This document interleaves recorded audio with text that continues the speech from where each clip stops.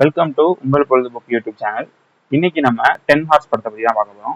இந்த படத்தை ஸ்டார்ட் பண்ணும்போது சிபிஐ வந்து ஒரு மிகப்பெரிய இன்வெஸ்டிகேஷன் ஆஃபீஸராகவும் அவர் எடுத்த கேஸ் எல்லாம் சக்ஸஸ் ஆக முடிகிற மாதிரி ஒரு நல்ல இன்ட்ரோவே கொடுத்துருந்தாங்க.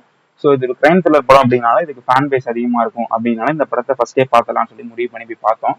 படத்தை ஓப்பன் பண்ணும் போதே ஒரு மர்டர்ல ஸ்டார்ட் பண்ணியிருப்பாங்க. தென் இந்த மர்டரை யார் பண்ணா, இதுக்கு பின்னாடி இருக்க லிங்க் ஸ்டோரி அப்படின்னு சொல்லிட்டு பல லிங்க்ஸ் வந்து உள்ள வருது. எல்லாத்தையுமே காமனா ஒரு இடத்துக்கு பிளாட்ஃபார்மா கனெக்ட் பண்ற மாதிரி தான் படம் முடிஞ்சிருந்துச்சு. ஸோ எப்படிலாம் டிஃப்ரெண்ட் டைரக்ஷன்ல திங்க் பண்ணி எப்படி இந்த படத்தை பண்ணியிருந்தாங்க அப்படிங்கிறதான் அந்த படத்துல இந்த படத்தோட கேஸ் கம்ப்ளீட் பண்ணாங்க அப்படிங்கிறது அந்த படத்தோட முக்கியமான விஷயங்களே. ஸோ கிரைம் த்ரில்லர் படம் அப்படின்னாலே கண்டிப்பா எல்லாத்துக்கும் ரொம்ப பிடிச்சிருக்கும். ஸோ இந்த படத்தோட ஸ்க்ரீன் பிளேயுமே நெக்ஸ்ட் என்னவா இருக்கலாம், இப்படி இருக்கலாம் அப்படிங்கிற மாதிரி ஒரு நோக்கத்துல கொண்டு போயிருந்தாங்க. ஒரு ரொம்ப நல்ல படமா இல்லாம இருந்தாலும் இப்ப இந்த காலத்துல வெளியே வர படத்துக்கு இது எவ்வளவு பரவாயில்ல அப்படிங்கிற மாதிரி தான் இருந்துச்சு. ஸோ இந்த 10 ஹார்ஸ் படம் அப்படிங்கிறது ஒரு 10 ஹார்ஸ் ஆஃப் இன்வெஸ்டிகேஷனை இந்த படத்துல சொல்லியிருந்தாங்க.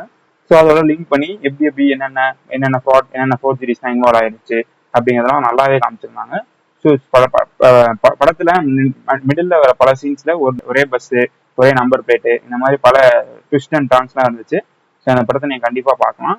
ஸோ 5க்கு பாத்தீங்கன்னா ஒரு 3.5 ரேட்டிங் தர அளவுக்கு ஒரு நல்ல படம்னே சொல்லலாம். ஸோ இந்த படத்தை நீங்க ட்ரை பண்ணி பாருங்க.